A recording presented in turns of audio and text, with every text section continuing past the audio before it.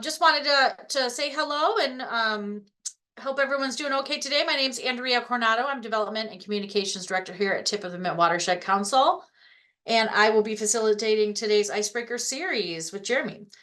We have about 100 registrants today, so when we do get to the Q&A portion of this program, we may have to limit questions to keep our presentation to an hour. We'll follow up with you separately. Again, thanks for joining us today. This series is free to our community thanks to our generous members and donors. And like I say every time, I'm sure there's many of you out in the audience today, so thank you very much for your support. For those of you who are new to the Watershed Council, we are an environmental membership-based nonprofit celebrating 45 years this year of protecting and caring for our water resources in northern Michigan. And with the help of many, we work to preserve the truly irreplaceable lakes, streams, and waters that make our northern Michigan home so unique. We do our work locally in watersheds within Antrim, Charlevoix, Sheboygan, and Emmett counties, and throughout the Great Lakes Basin. Just a brief little bit of housekeeping today. We will have all attendees muted during the program to avoid any background or feedback noises. So if you have a question, please use the Q&A function on your screen, not the chat function. We might be putting some links and stuff like that in the chat, but if you have a question, please use the Q&A function. And we'll address those questions at the end of the presentation. If we don't get to your question due to time constraints, we'll follow up with you individually, or you're welcome to contact us here at the Watershed Council. You can find all of our emails on the website. This webinar is being recorded. It will be available on our website and YouTube after today.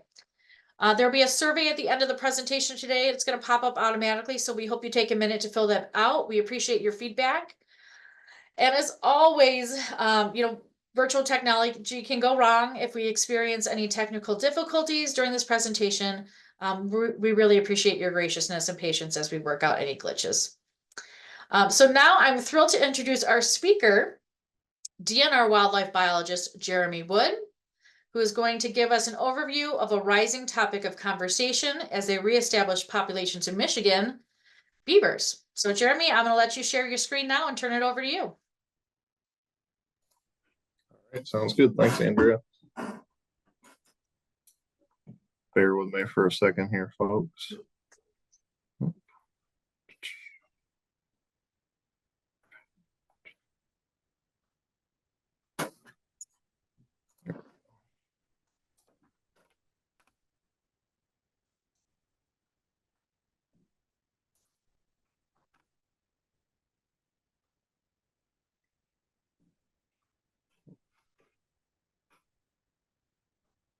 One sec here. All right.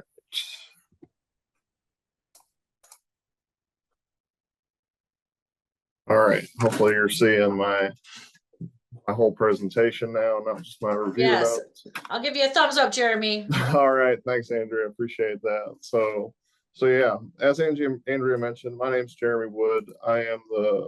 I'm a recent hire with the Michigan Department of Natural Resources. I've taken over the wildlife biologist position here in Gaylord. I'll be talking a little bit about beavers, their impact on our ecosystems, and why you should give a damn. And I wish I were that witty. I thank Andrea or whoever at the Watershed who came up with that title. I think it's a pretty good topic to get us going here. So hopefully we will start moving through here. So what I wanted to do was just give a little bit of a background upon myself. I mean, obviously, probably from my voice, you can recognize that I am not from Michigan originally, but we moved up here to be closer to my wife's family and raise our son up here. And, I've spent the last about 15, 16 years in the natural resource field. I got my master's in forest resources from the University of Georgia in 2017. And my bachelor's way back in 2009 from the University of Maine. So despite the fact that I have a Southern accent, I was actually born and raised in the Northeast. I'm usually considered the adopted child when I go home. But I've spent a lot of time over the last 15 years jumping across the country. I've lived in 9 different states at this point in time, from the Southeast to the Mountain West, and now to the upper Midwest. and I've worked with a lot of different species, from small mammals to fish to endangered species. I spent the last about 10 years of my career working almost exclusively with wild turkeys. And so now kind of bringing things back to a more um, overarching, wider, view of species management in my role with the Michigan DNR. And so I'm part of the northern lower region, which is roughly on a line from about Ludington across to Bay City and north to the bridge. And within that, I'm responsible for wildlife biologist duties within the Gaylord Forest Management Unit, which has a lot of overlap with tip of the Mitt's Watershed Council coverage area. As you see by the red line on the screen here, I cover Antrim, Charlevoix, Sheboygan, Emmett, and Otsego counties. So assuming that, most people that may be on the webinar today probably live within the majority of these counties. If you have a wildlife related issue, ultimately, if you're contacting the Gaylord office, you're probably going to find your way down to me at some point in time. And I do have my contact information at the end of the presentation as well. For the presentation today, I'm just going to kind of go over some basic biology of beavers, a little bit of history, some of their habitat requirements, how we manage beavers in the state, and then some kind of prevention and control strategies, because they're fun to look at, cool animal, but they do tend to have some issues when they come into the kind of the wildland urban interface. So their scientific name, Castor canadensis. They are Michigan's largest rodent. They can weigh up to 70 pounds, and an average, adult is probably somewhere in the 30 to 40 pound range. So a rather, large animal.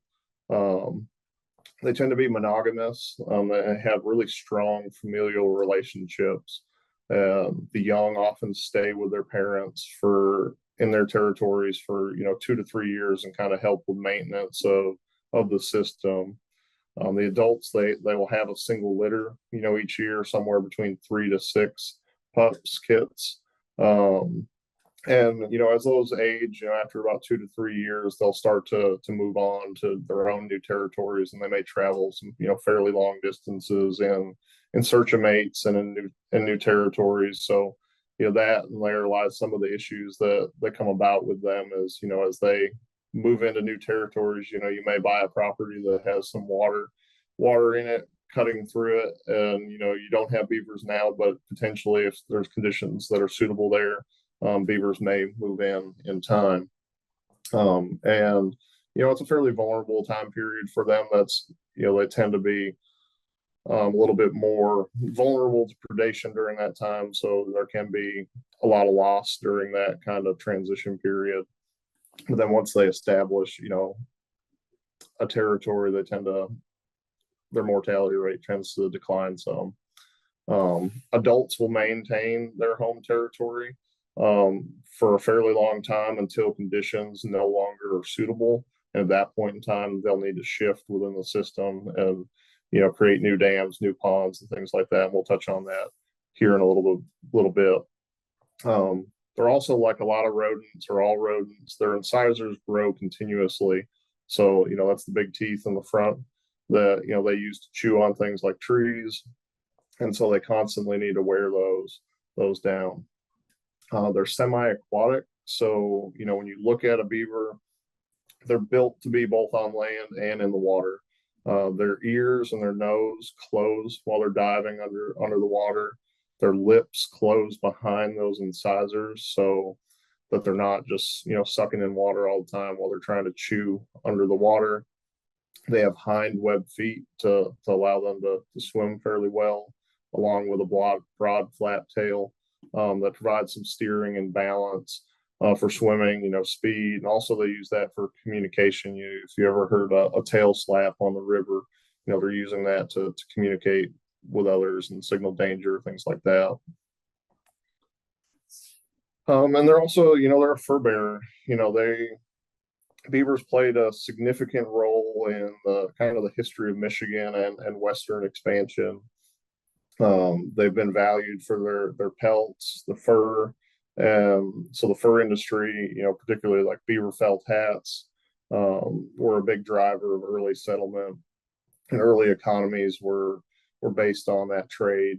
And Michigan had several of the major trading centers, including like Sault Ste. Marie, and that trade drove a lot of that exploration throughout the state, and then continuing on, further west. And, a lot of that early activity, resulted in a lot of cultural and economic connections with some of the tribal or tribes in different areas. Some of the other things that, are interesting about them, they produce castor, and it's contained in sacs between the pelvis and the base of the tail. And it's not really a true gland like you may think of, but it is used by beaver as a way to try to communicate and mark their territory. And so they mix that with urine, will deposit that, across their territory. And it's also used in cosmetics, perfumes. It's usually mellowed out for a couple years, and then it provides some kind of leather type notes to some of the perfumes out there. So just kind of an interesting note. And they're also, they're considered to be a habitat engineer. They're adaptable, but they, are a species that actively alter their environment to suit their needs. They have a really unique, cyclic disturbance regime where they build a dam and create a pond, and then over time that pond, floods out, kills off some vegetation, and then, mature vegetation that's there, resulting in younger, age classes. And, as that becomes through time senesces and silts in, it gets to a point where it's no longer suitable for their needs. They've kind of exhausted the food resources in the area, and they'll abandon it.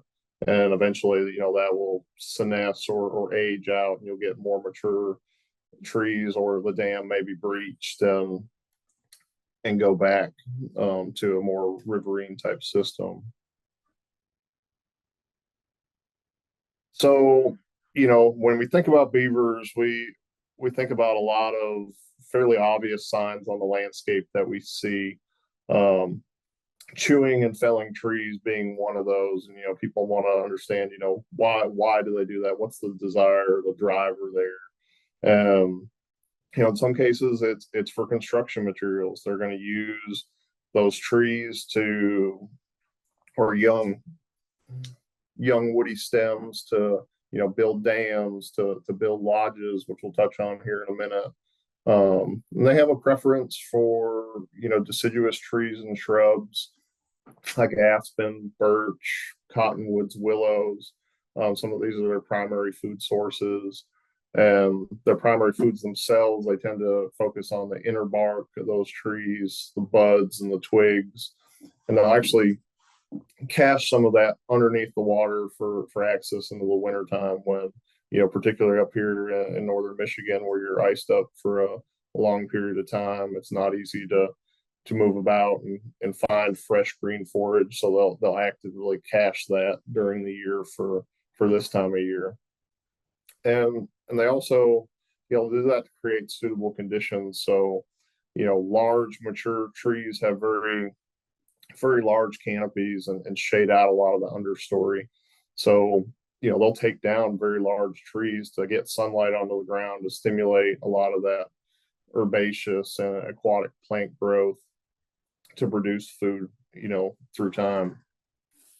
And one of the interesting things, they've been found to, take trees down, shoot trees down up to about 650 feet or so from water. But in general, about 90% of the time, they're within about 100 feet of water. So, if you think about, maybe your property or, just some of the riverine systems out there, they have a fairly confined habitat within the system.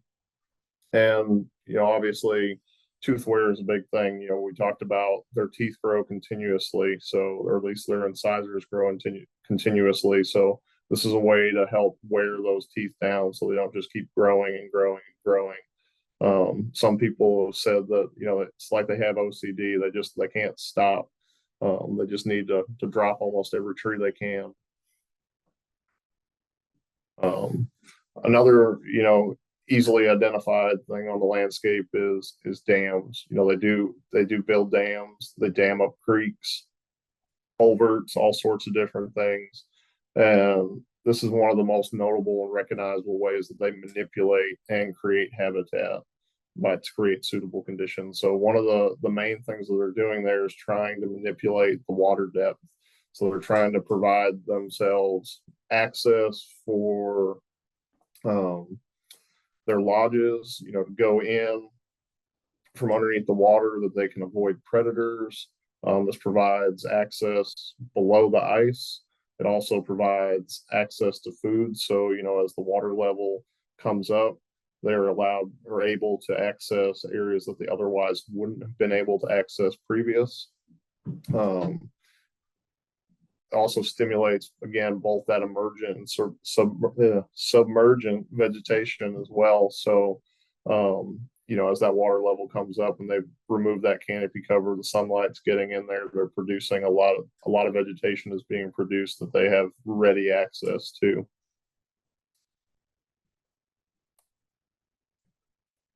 And lodges, these go hand in hand typically with a dam in most cases, unless you're working with a beaver that's building its lodge into a bank, which may not be as readily visible to you, but still provides very, very similar conditions for them. So, they can construct these out of logs and mud that they've cut and packed together. They provide shelter from, the weather and predators. And it's a place for them to raise their young. They stay above freezing under there. They have access from under the water, and they typically have a couple different accesses so that even other predators that may try to come in, they can still have an escape route. And their living quarters are dry, within there. So, during the wintertime, they're typically having their pups. And they have this dry environment that keeps them above the cooler water temperatures and definitely above the cooler outside air.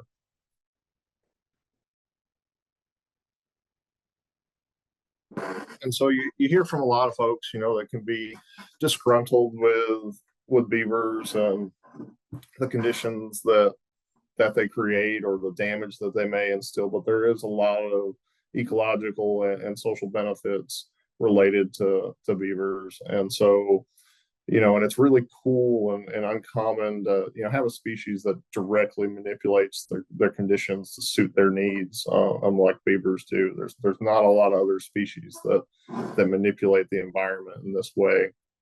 And so dams, they have the potential to hold a lot of sediment. So in clear, cool water streams, there's still sediment load that's coming down there, and these dams can result in keeping some of that back so that further reaches of the stream can be clearer, less cloudy, less silted in.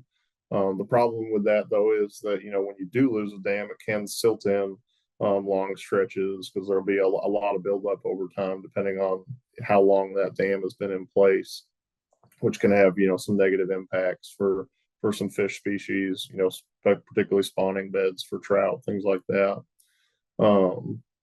They also create and maintain brushy habitats, which are used by a lot of species that are dependent upon obviously those systems, but those conditions, are not necessarily readily available in the landscape in some places. So as beaver come in, they remove that mature overstory and start creating more shrubby, what we term early seral conditions, these young plant species that pop up immediately following that increase in sunlight. So they allow, they're going to contain these emergent, submergent aquatic plants, like we were talking about before, with willow, aspens, dogwoods, other species.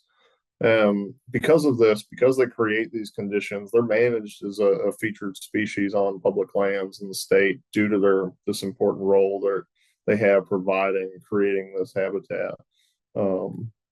there's lots of species that benefit from beaver dams and the environments that they create. Waterfowl like black ducks and wood ducks, young forest bird species.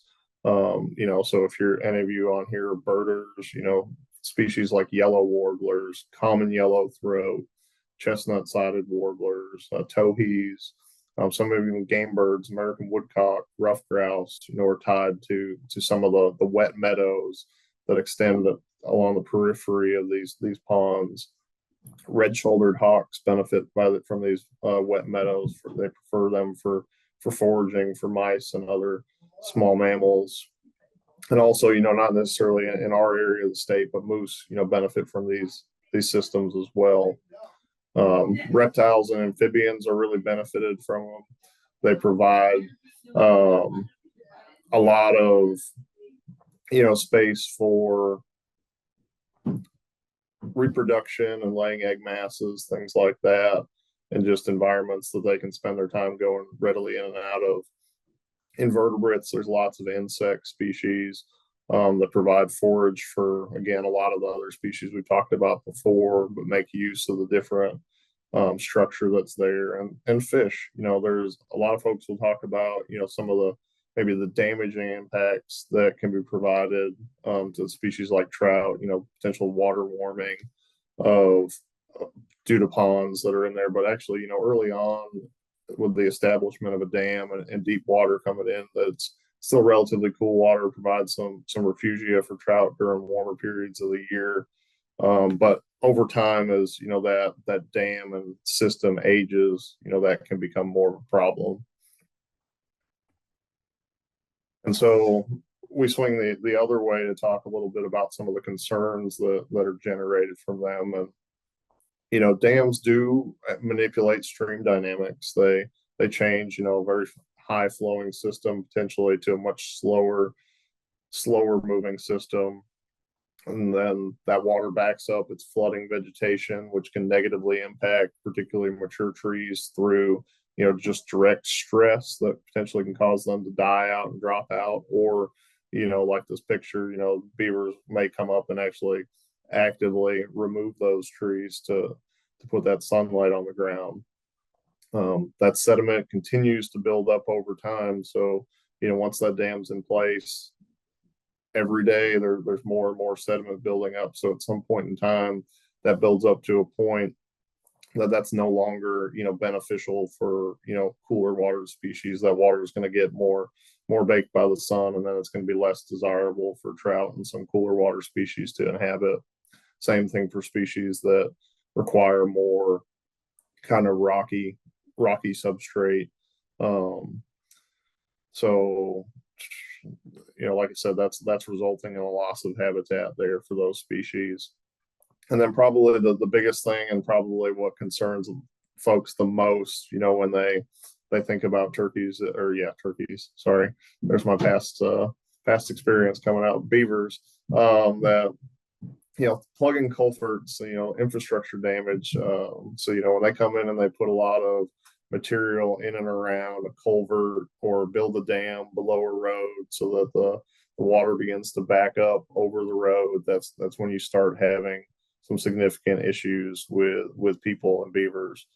And then they can also, they drop trees potentially right onto roads, and that can cause damage to that infrastructure. Also can cause public safety issues, and it's costly both in time and effort to deal with these. Beavers don't just cut down limbs, like their front paws they're not webbed, but they can manipulate mud and things like that, so they can move a lot of dirt rather quickly when they're building their dams and trying to block up culverts.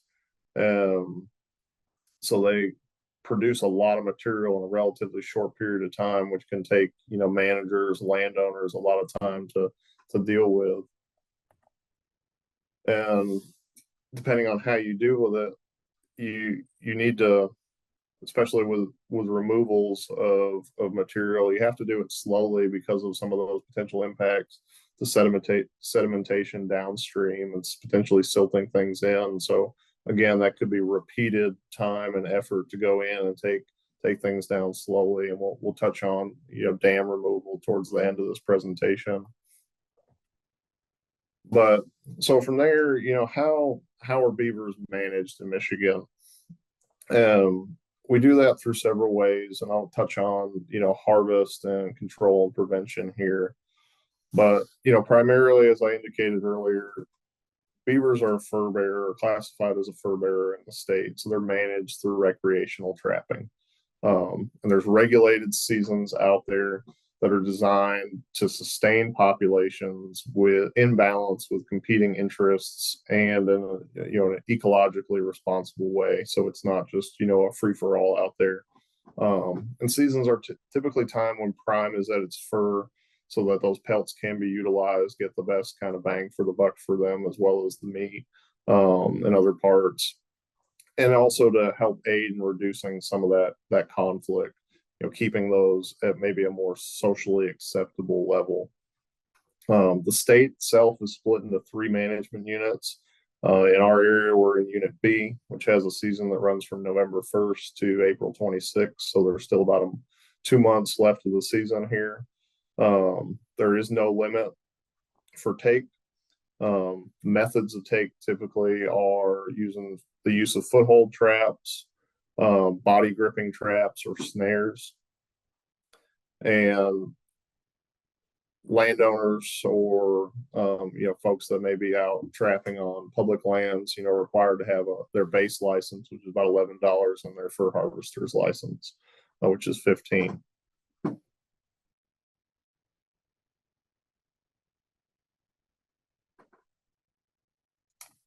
Oh, my bad. And so, often we deal with a lot of issues related to beaver on private lands where they've dammed up a culvert or causing water to back up and impacting properties, buildings, things of that nature. And just this past year, earlier in 2023, there were some changes to our nuisance control regulations to mitigate damage caused by different fur bearers. And so beaver may be taken year round using all legal hunting and trapping methods on private property when they're doing or physically present where they could imminently cause damage. And for beaver in particularly, they're only considered to be doing damage if their activities are resulting in flooding or culvert blockages.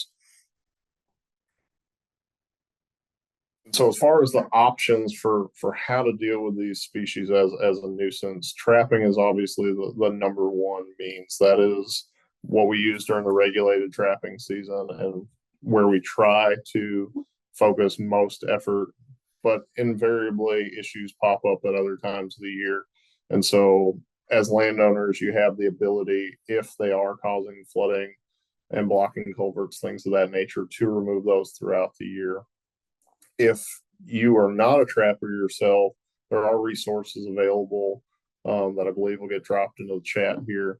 You can contact some folks with like the Michigan Trappers and Predators Callers Association. They have some resources available to potentially point you towards trappers in your local area that may be willing to come out and do those removals for you. There are also links on the Michigan DNR website for nuisance control operators, and that's listed by city. So you can find some of the cities that are closest to you and contact some of those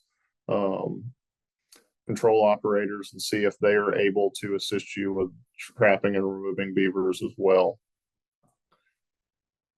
If you were trying to remove a dam, if you've gone in, you've removed beaver to begin with, and that's always the first step before we, really want to consider any form of dam removal, because otherwise you're just kind of shooting yourself in the foot. The issue, you're not controlling the issue at its heart. So once you remove the beavers, if dam removal is something that you're interested in, that does require a permit.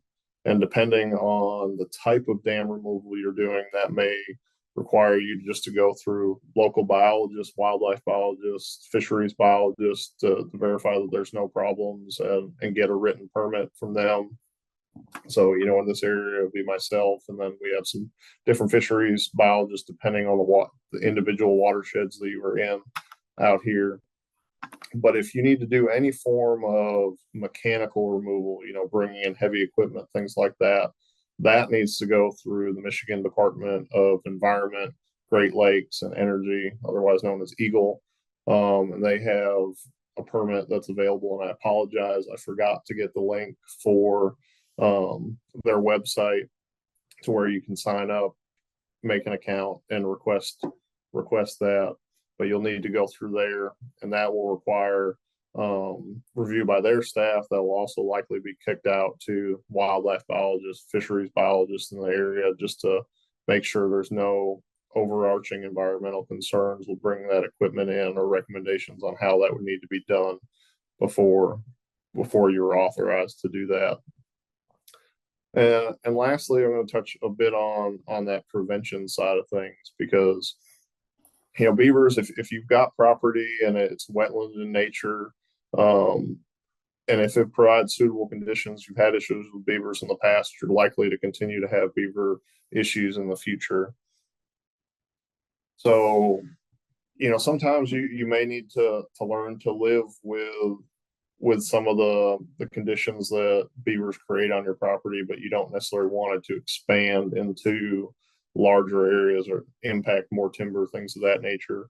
So there are different, deceiving type devices out there that have been created over time. Things like this Clemson beaver pond leveler, which basically uses some pipe and tubing and some caging so that the beaver can't go in and plug the leak. But basically, what it does is it maintains the water level while allowing water to flow out through a pipe underneath the dam or through the dam. And so that water levels maintain relatively constant outside, heavy flushing rains and things like that. It may take it a little bit of time to level out, but it allows that water to flow through, and it's not stimulating the beaver's desire to dam up that flowing water. There's other similar devices like this that you have a culvert that's caged and put into the water, and then it may go up and over a dam and provide that flow, so it's not producing a ton of noise that's going to stimulate the beavers to try to come in there and dam that up as well. Or if you've got culverts, in particular that beaver are trying to plug up and put a lot of material in, there's different fencing strategies like this outward funnel type shape where, if a beaver comes in, they're starting to try to plug it up, instead of having, a foot and a half to cover just across the end of the culvert. They're going to have to cover many, many more feet, and it's directing them further away from the culvert as they work their way out. And so a lot of beaver, it's redirecting them in a way that they're not really ever going to realize where they need to go necessarily to fill it up. So that helps a lot in a lot of cases. But you still may need to come in and remove some of that material periodically, around the edges, so that it doesn't build up over time, and then they begin to realize where they can or cannot plug it up. And the very, very last thing that I'll say is, in some cases, beavers have been here for a very long time. And so understanding, if you purchase lands that happen to be within a wetland area that can be impacted by beavers, that, think about how you build upon that property, making sure that you're outside of the floodplain, and potentially be, okay with living with them and on the property, or potentially deciding whether or not, the amount of time and the amount of effort that you may need to put into on a regular basis is something you want to deal with, because these will be issues through time on properties in the wetlands. I took this picture and had it up earlier in the presentation. This is in the Jordan River Valley. This is just a beaver impacted system within there, and you can see through time that beavers see if I can bring the mouse in here, work their way through a system. So at the very southern edge of the image, bottom of the image here, you've got a dam with a lodge here, and they've dammed this whole area. If there's a big pond, and through time, they've worked their way further north, and there's another dam, and through here, and they backed that up. And as conditions, it was getting harder and harder to find food. They continue to move upstream and make more of these. So in some cases, you're going to have them for a set period of time, and if you accept it, they may move on, and you may become to appreciate the wetland, the meadow that you have there for time. So it's just something to consider and something to think about. But if you do have issues and you do want to go through the effort to try to mitigate some of the concerns and issues that they're creating for you on your property, there are ways to handle that. And with that, I will take any questions that folks may have. And I've left my contact information up here. Probably won't get into any real specific scenarios. If you've got questions about your property and specifics on it and what you can do there, we can maybe take some of those conversations offline. But otherwise, any of the larger, bigger picture questions, concerns you may have, feel free to fire away, and I will do my best to answer it here. And if I can't, we'll touch base afterwards, try to get some of the contact information and reach back out. Wonderful. Well, thank you, Jeremy. I hope everyone can hear me popping back on. I just wanted to thank you again for your time and your efforts putting this together for us. Really appreciate it. And in my mind, I'm trying to envision what a 70-pound beaver looks like, because that was about the size of my dog, and, and I'm thinking of a giant animal. I thought they were a little bit smaller. Yeah, they're fairly short and squat, at points, so that weight's fairly spread out. A little different body type, but yeah, they can carry quite a bit, and that's obviously that's on the very upper end. So the others are a bit smaller on average. Typically that 30 to 40-pound range is probably a little bit more common. Yeah. All right, so just to get started, John had a question about an overhead view. You had a slide in the beginning. I'm not exactly sure which one he's referring to, so maybe we can get a copy of your presentation and answer John offline about that one. Matthew wanted to know if beavers also fell hardwood such as ash, maple, oak, and ironwood. Yes, I mean that they will fall other hardwoods there. Especially if they're younger, they'll be a little bit more palatable. Ironwood, I am not a beaver expert, so don't hold me to this, but there may be some species there's other species that they're going to prefer probably first over some of these that are listed there. But I would not, count them out on taking some of those species as well.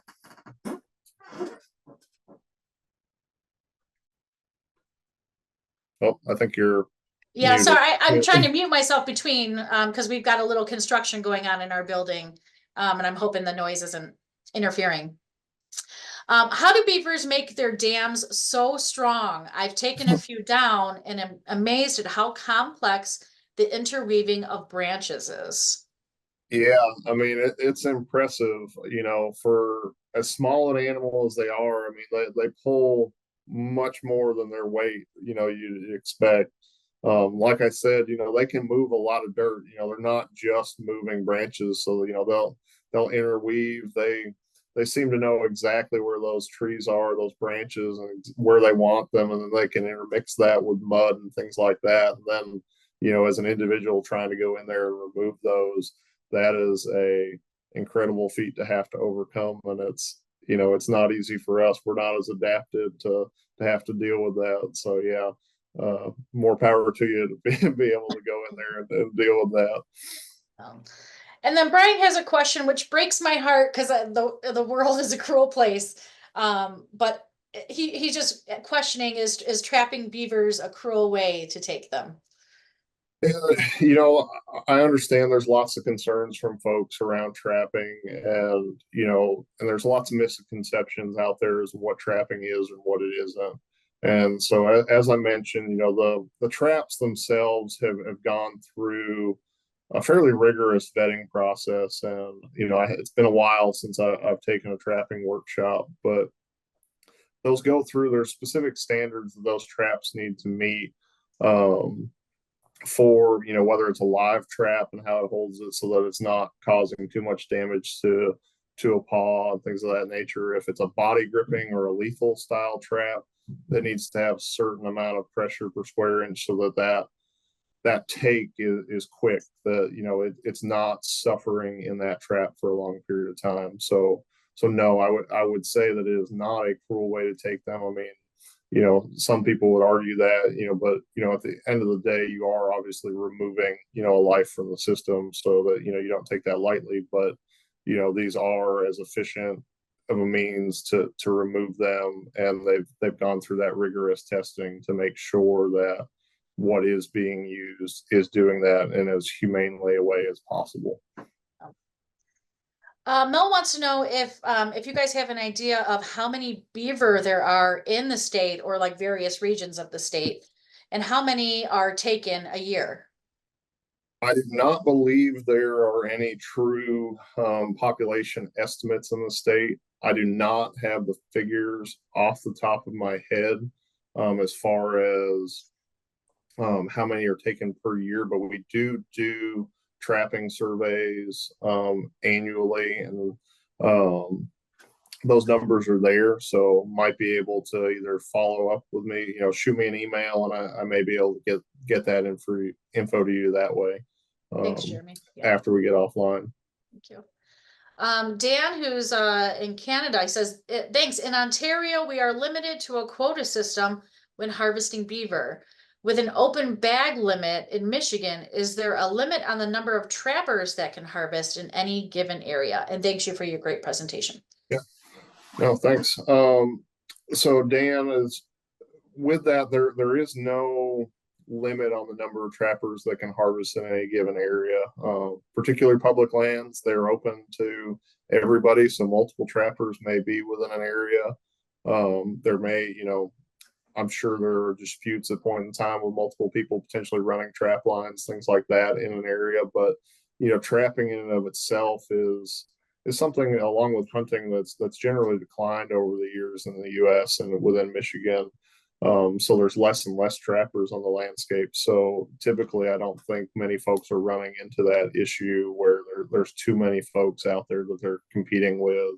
And then with, all the private land, trappers in a lot of cases, they don't have access to those properties. So, unless they reach out, or a landowner reaches out and provides that permission, or they reach out to landowners requesting that permission. So, I don't think we tend to run into a lot of issues with that, with too many trappers in one area. We have another guest who's curious if there should be a bigger emphasis on prevention versus trapping. And I'm not sure if there are any prevention methods that are currently used. And if there are any grants available for individuals to apply for installing those flow devices you mentioned. Mm-hmm. So, again, I'm relatively new to Michigan, so I don't want to necessarily overstep or try to say something that is or isn't here. But, I would say that, typically, I'm looking at prevention, or, trying to steer folks more towards, living with beavers in their area where we can. In some cases, you just can't avoid that. As far as, grants for individuals to apply for installing flow type devices, that I'm unaware of at this point. There are, some of them are relatively expensive to install. Just depends on how extreme you go into. I mean, some of them can be as simple as, a plastic culvert and some mesh screening, things like that, or wired fencing that are relatively inexpensive to install if you have an existing problem. And even on some of those kind of fences around culverts, a lot of those materials are relatively inexpensive. It just takes the time and the willingness of that landowner to go out there and install them on their property. But I'd have to do some research to see if there are any grants available within the state for doing that and get back to you at some point later. And Jeremy, I'm not sure if you have any perspective on this, especially being new to the area. I'm not sure if you've had any connections with the local indigenous tribes up here, but wondering if there are any indigenous perspectives on living or working around and with beavers that have been considered. Yeah, that I am unsure of. I have not met with any of the tribes in my area to this point, being that I've only been here such a short time. But I'm hoping to get out with them in the near future, actually. Hope to have some conversations like this. Hopefully I'll be a little bit more informed in the future. Yeah. Yeah, and that question was anonymous. So if you do reach out to us, I'm sure someone here can help us answer that question for you. Just shoot us a quick email. Anne would like to mention, we just hiked the gorge at the U of M property just south of Douglas Lake. The number of old growth trees the beavers are taking is breathtaking. Are you aware of the situation on Carp Creek? That I am not, so I can't really provide any perspective there. Yep. And if you want to reach out to us as well, perhaps we can give you a little bit more info on that. Kristen would like to know, thank you. Are there ever conditions under which beavers build a lodge only with no dam?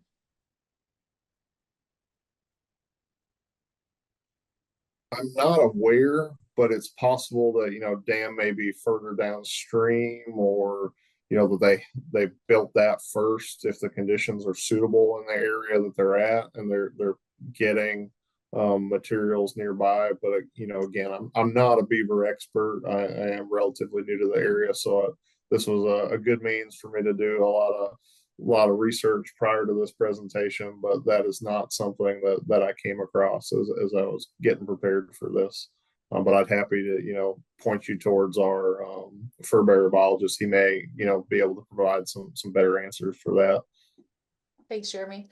Do you know if metal fencing around a tree can protect it from beavers? I believe it could. I mean, it definitely could, depending on how you're doing it. So if you're on private land and you've got particular trees that you want to keep beavers from impacting, you could put fencing around it that beavers could not get through, set back, around the tree. I believe I've seen instances where folks try to put like aluminum flashing, things like that around a tree. I've heard of folks, trying to paint a tree and putting sand in there to kind of make it a little gritty and maybe less desirable for a beaver to go through it. But I don't know that there's been any necessarily research out there to prove that that's effective or not. So there are some methods like that you could use. It just depends on how much effort you want to put into trying to protect that tree.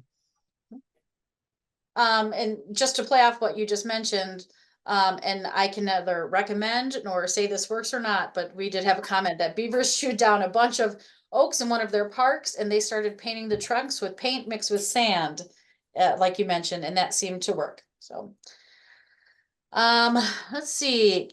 Another question. Can people destroy beaver dams and lodges on public lands and lakes, especially if they are not impacting anything?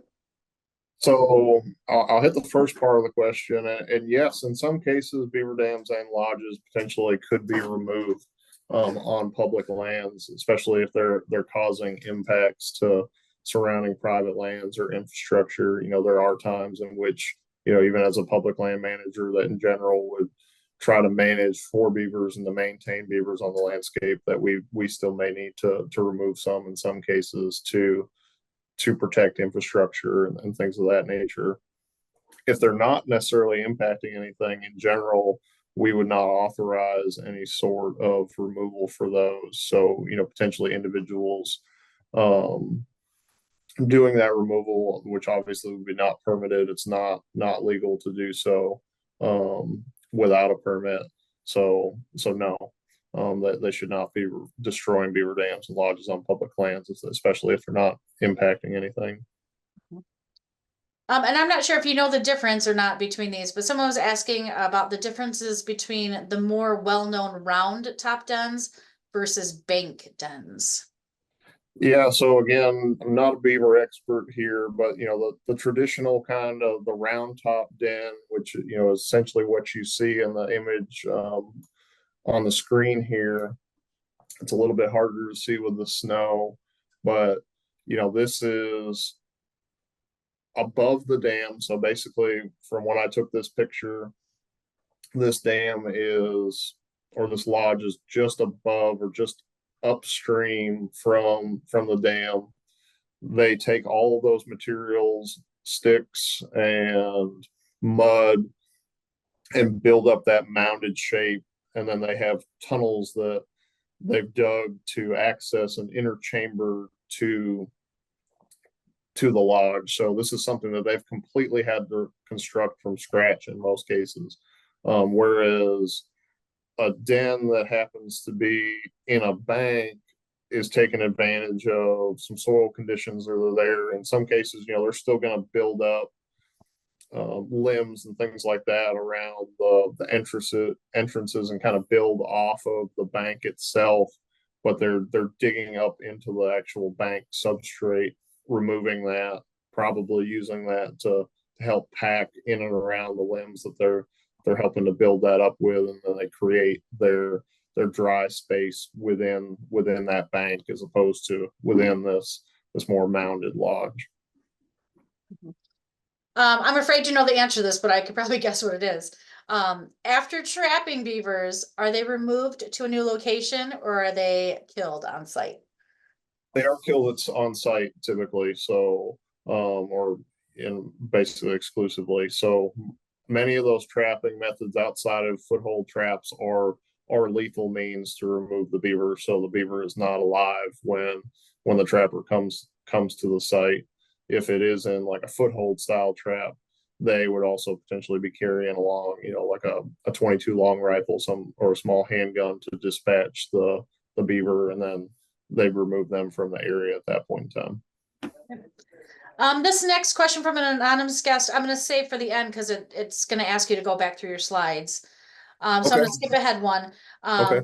What is MDNR's criteria regarding dam removal? Oh, you mentioned this one already on public lands. Mm-hmm. I'm going to skip that one because you've already answered it.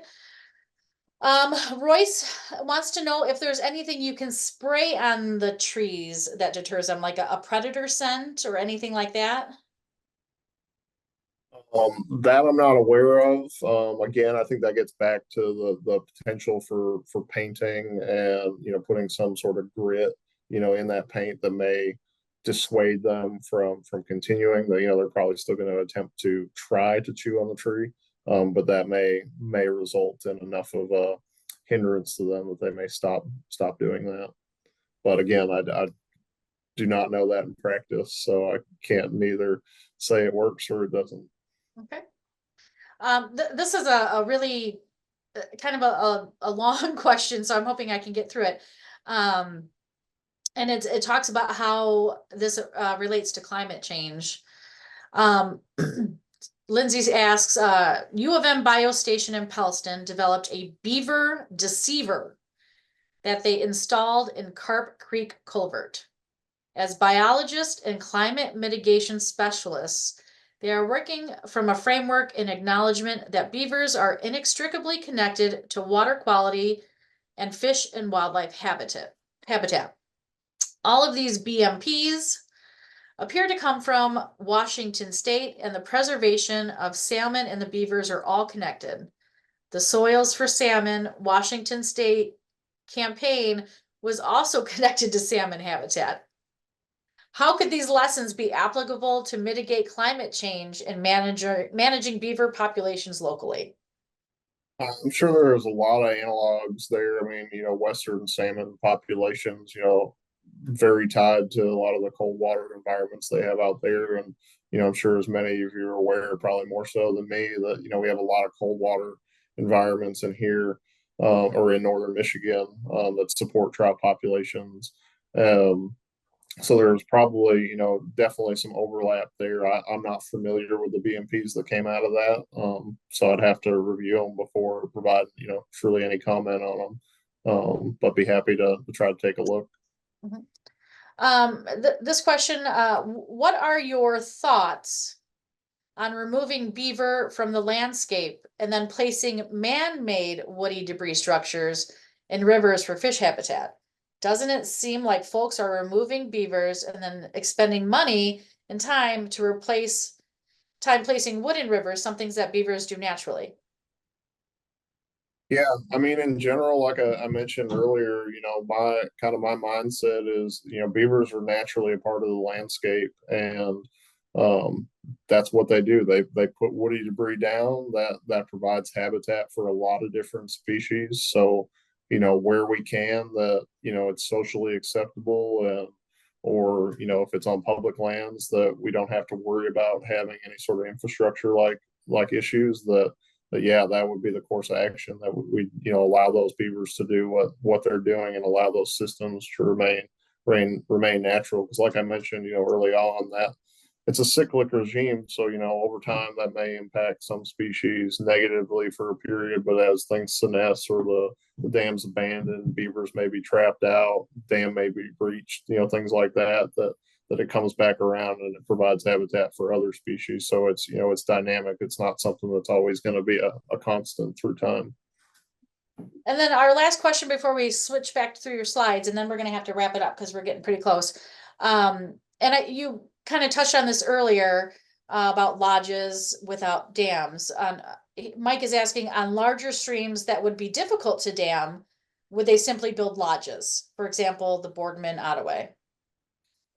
It's like I say again, not a beaver expert. It's a potential that they would do that, and potentially, if they're getting the resources that they need close enough to the river, I guess that they may the parent group may stay there, and those conditions are probably going to be fine for a period until they may, if they exhaust the resources that are nearby because they're not able to produce that meadow like system that you're seeing in this image that then they may move further upstream or downstream to find another suitable site. But then too, they're young, that they'll grow up there with them.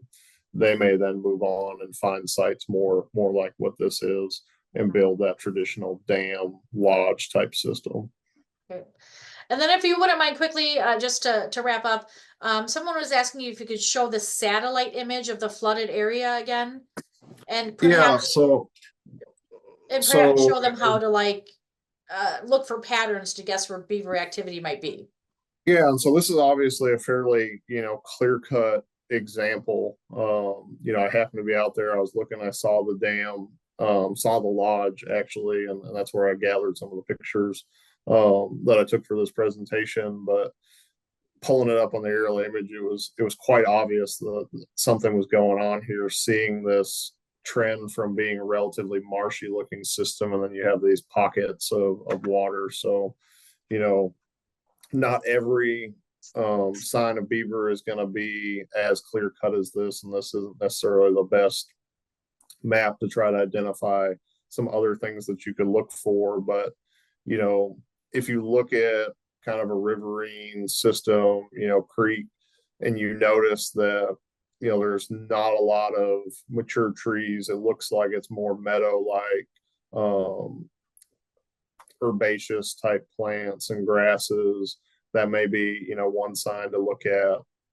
Seeing these kind of linear features on the landscape, kind of straight lines that separate out that vegetation from more aquatic habitat on the other side of the dam, upstream side of it, that's a pretty good indicator. In this case, and I can't really zoom in on the image, but you can see potentially a lodge there, and then there's another lodge further upstream that can be seen. So those are easy things to look for. In other cases, you may look at, if beaver activity's been in the area for maybe a lesser time than in this case, where this has probably been going on for many years, to create the system that's in here. But you may see more recently dead timber, within the past several years that the canopies died out, they're standing stems.